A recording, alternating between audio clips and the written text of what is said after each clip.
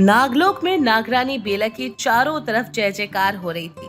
हर कोई नागरानी बेला की तारीफ कर रहा था, क्योंकि नागरानी ने हर बार की तरह इस बार भी अपने दुश्मनों से लड़कर नागलोक और नागलोक के वासियों को बचाया था।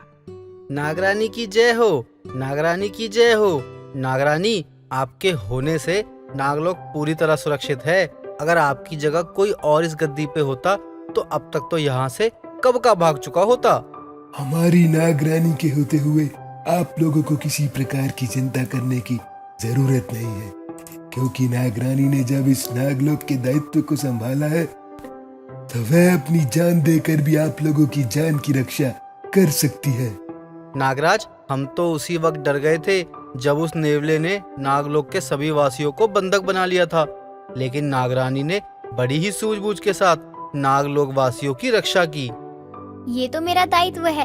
जैसा कि अभी आप सभी को नागराज ने बताया, मैं हमेशा ही अपने नागलोक और नागलोक वासियों के लिए खड़ी रहूंगी और उन पर आने वाली हर मुसीबत का सामना करूंगी। एक बार फिर नागरानी की बात सुनकर नागलोक में नागरानी बेला की जय जयकार गूंजने लगी।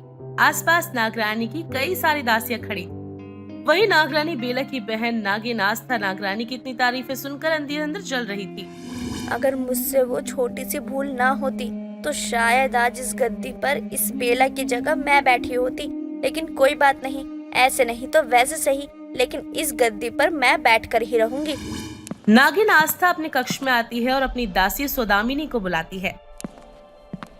सौदामिनी, मुझे ये जानना है कि नागलोक में क्या चल रहा है, क्योंकि तुम मेरी दासी कम और गुप्तचर ज्यादा हो। इसलिए मैं चाहती हूँ कि तुम मुझे बताओ कि आखिर नागरानी बेला की इतनी वाहवाही क्यों हो रही है। इस वाहवाही को नफरत में कैसे बदला जाए। जो हुक्म रानी साहिबा। वाह वाह, ये सुनकर तो मेरे कानों को कितना अच्छा लग रहा है। ये जो तुम कहती हो ना, जो हुक्म रानी साहिबा, ओहो, मेरा दिल तो बाग बाग हो जाता है सुनकर। एक तुम ही तो हो जो मेरे दिल का दुख दर्द जानती हो, और शायद इसलिए तुम मेरी इतनी प्रिय हो। जिस दिन आपकी दासी बननी थी उसी दिन से मैंने कसम खा ली थी, आपके लिए सब कुछ करूंगी रानी साहिबा। अब चलती हूँ, जल्द ही मुलाकात होगी। आस्था और नागरानी बेला दोनों ही सगी बहनें थी और दोनों ही बहनों में कभी कोई बात बनती नहीं थी। उन दोनों के भी जितने टकराव थे कि दोनों साथ में कभी एक दूसरे से बात भी नहीं किया करती थी। हालांकि आस्था की एक छोटी सी गलती की वजह से उसकी गद्दी छिन चुकी थी और वो गद्दी जा मिली थी बेला को, जो आज नागलोक की नागरानी बनकर नागलोक वासियों का दिल जीत रही थी। और वहीं आस्था बिल्कुल भी किसी को पसंद नहीं थी। आस्था जैसे भी करके बेला से उसकी गद्दी छीनना चाहती थी, लेकिन बेला गलत हाथों में नागलोक की गद्दी कभी नहीं जाने देती। वो रोज देर रात अपने कक्ष में नागिन बेला नागराज कपिल के साथ वार्तालाप कर रही होती है। नागरानी, मुझे संदेह है कि आपकी अपनी बहन आपके साथ छल कर सकती है। इसमें कोई संदेह नहीं नागराज कि वो मेरे साथ छल नहीं कर सकती, बल्कि उसने तो कई बार मेरे साथ छल भी किया है, लेकिन वो अपने ही जाल में फंस जाती है। लेकिन फिर भी आपको सतर्क रहना होगा, क्योंकि हम अपने दुश्मन को अपने ही राजमहल में रख रहे हैं और इसे कम आंकना हमारी सबसे बड़ी भूल हो सकती है। जी ठीक है नागराज, आपका कहना भी गलत नहीं है। मैं इस चीज का खास ध्यान रखूंगी, लेकिन अभी हमें सो जाना चाहिए, रात्रि अधिक हो चुकी है। जहाँ एक तरफ नागरानी अपने नागलोक वासियों को हर तरह की खुशी देना चाहती थी, वहीं दूसरी तरफ बेला की बहन आस्था उसकी गद्दी छीनकर नागलोक वासियों को अपने वश में करके उन पे अत्याचार करना चाहती थी। ऐसे ही समय बीत रहा था। एक रोज नागरानी बेला को किसी काम से दूसरे राज्य में जल्दबाजी में जाना था और इसी बात का फायदा आस्था उठाती है।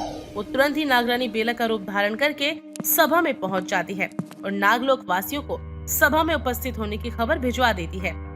जी नागरानी, कहिए, आपने इतनी जल्दी में हम लोगों को यहाँ पर क्यों बुलवाया? क्या कोई गंभीर विषय है? हाँ, बहुत ही गंभीर विषय है।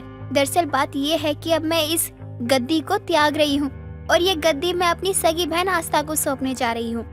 हमने आज से पहले आपका ऐसा भयंकर रूप कभी नहीं देखा, और आप ये जो भी कर रही है ना, वो बिल्कुल उचित नहीं है। असल में आस्था नागरानी बेला का रूप धारण की सभा में बैठी थी। जब उसे नागलोक वासी से अपने खिलाफ ऐसे कट्टे वचन सुन लेती है तो उसे बहुत गुस्सा आता है और वो गुस्से में नागलोक वासियों को अपने सेवकों द्वारा बंधक बनाने को कहती है। सेवकों, इसको बंधक बना लिया जाए। इसकी इतनी हिम्मत कि नागरानी पर सवाल उठाए। लेकिन ऐसा क्यों? अचानक आपको क्या हो गया नागरानी? हम आपके सिवा किसी और को अपनी नागरानी नहीं मान सकते। और आप तो जानती है ना कि नागिन आस्था नागरानी बनने योग्य बिल्कुल भी नहीं है। उनके अंदर नागरानी का कोई भी गुण नहीं है। वो नागरानी बनने योग्य बिल्कुल भी नहीं है। मैं जानती हूँ और मेरे फैसले पर सवाल करने वाले को कारागार में डाल दिया जाएगा। इसलिए मेरे आदेशों का पालन करना नागलोक के वासियों के लिए उचित होगा। बस मुझे इतना ही कहना था। कल से मेरी गद्दी, बल्कि अभी से मेरी गद्दी मेरी बहन आस्था को संभालने के लिए दी जाएगी और वही इस गद्दी की दावेदार है। नागलोकवासी ये सुनकर हैरान थे कि आखिर नागरानी को हुआ क्या है जो उन्होंने अपनी बहन को गद्दी दे दी है। लेकिन उन्हें ये नहीं पता था कि नागरानी तो किसी काम से बाहर गई है और इसी बात का फायदा उठाते हुए आस्था ने खुद को ही नागलोक की रानी घोषित कर दिया। अब नागरानी के आने से पहले नागलोक का दृश्य ही बदल चुका था। नागरानी, आपने देखा ये लोग हमें कितनी हीन नजरों से देख रहे हैं, जैसे हमने उनके साथ न जाने कितना बड़ा अत्याचार कर दिया हो और कोई हमें देखकर अपने शीश नम मस्तक भी नहीं कर रहा। हाँ, ये तो बहुत बड़ा विचलित करने वाला दृश्य है। लेकिन ये लोग इतने मायूस, उदास, बेबस क्यों नजर आ रहे हैं? क्या हमें उनसे कुछ पूछना चाहिए? नहीं नहीं, हम इन लोगों को सभा में बुलाकर उनकी दिक्कत परेशानी पूछ लेंगे। अभी लगता है ये हमसे खफा है कि हम अचानक कहाँ चले गए। आपका कहना बिल्कुल ठीक है नागराज कपिल। चलिए, हमें बिना विलंब किए ही महल पहुंचना चाहिए। अब जैसे ही नागरानी और नागराज महल पहुंचते हैं तो वो देखते हैं कि नागरानी बेला की गद्दी पर नागरानी बेला की सगी बहन आस्था बैठी हुई है और आसपास दासियां मौजूद हैं। लेकिन वो जैसी अपनी बहन नागरानी बेला को देखती है वैसे अपने सेवकों को आदेश देती है।